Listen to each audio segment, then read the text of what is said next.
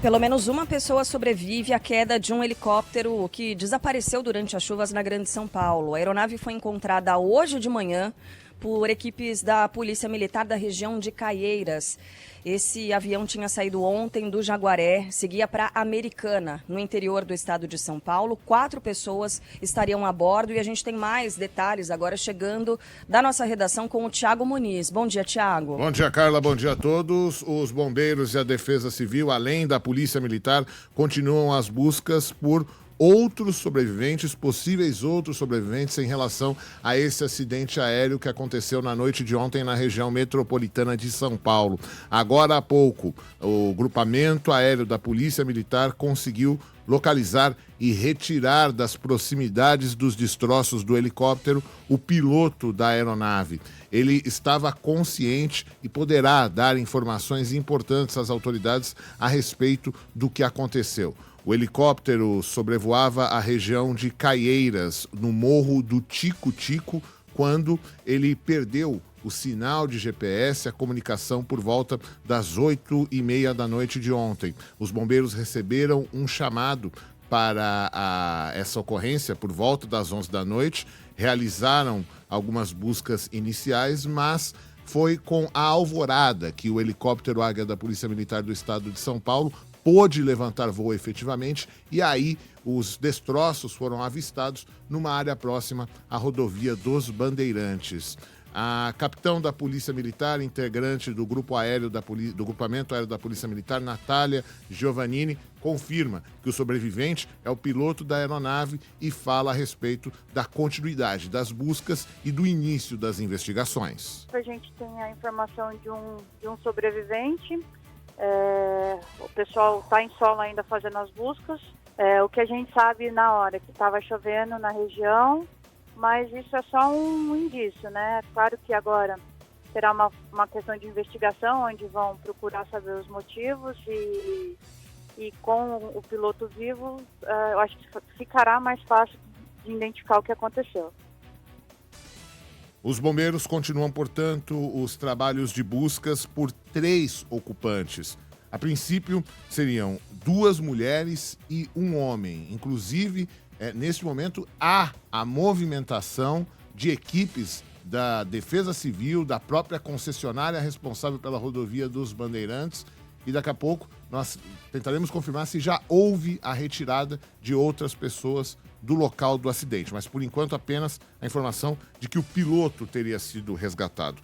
As chuvas atingiram com força a cidade de São Paulo e a região metropolitana. Por causa de um deslizamento, a principal ligação rodoviária entre São Paulo e o sul do país está fechada na pista sentido São Paulo, para quem vai em direção à capital paulista. Um deslizamento de terra atingiu a rodovia Regis Bittencourt por volta da meia-noite, na altura do quilômetro 280 em Embu das Artes. 2 carros foram atingidos e ninguém ficou ferido. Um desvio foi montado por dentro da cidade, na altura do quilômetro 282 e por volta das 6h30 da manhã de hoje, a lentidão, repetindo, no sentido São Paulo, ultrapassava os 20 quilômetros de extensão.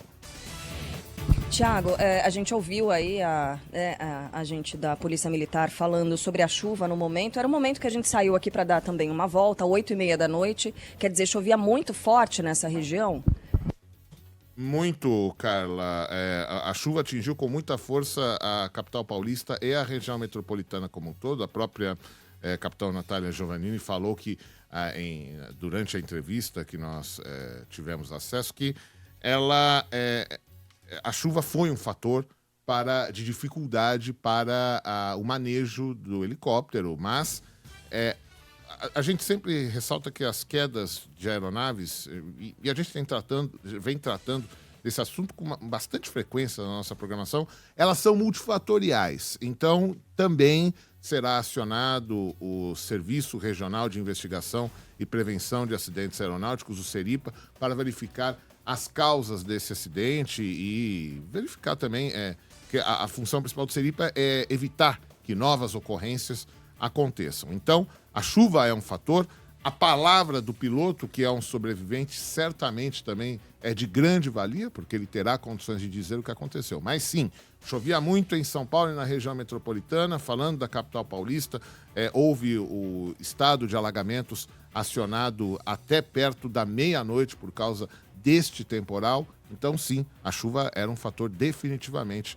na ocorrência da queda desse helicóptero.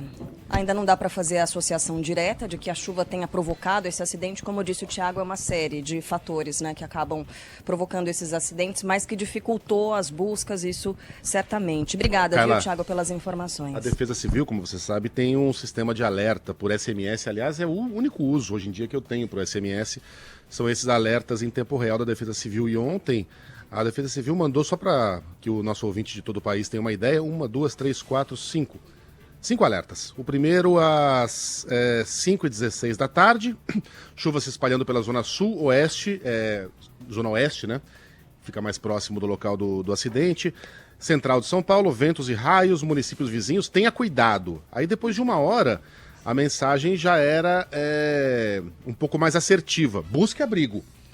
A municípios vizinhos sendo atingidos, e o último alerta veio à 00:06. Chuva persistente em toda a cidade de São Paulo, ventos, atinge municípios vizinhos, não ande em áreas alagadas. Veja que aqui já se fala de áreas alagadas, ou seja, choveu demais em São Paulo ontem, como tem chovido muito no sul e no sudeste, como a gente vai conferir agora no decorrer das manchetes. Obviamente não dá para a gente fazer essa ilação direta ainda, mas para um helicóptero, né, a situação do clima é sempre extremamente importante, portanto é possível e até provável que o tempo tenha tido alguma participação, no mínimo, no que aconteceu.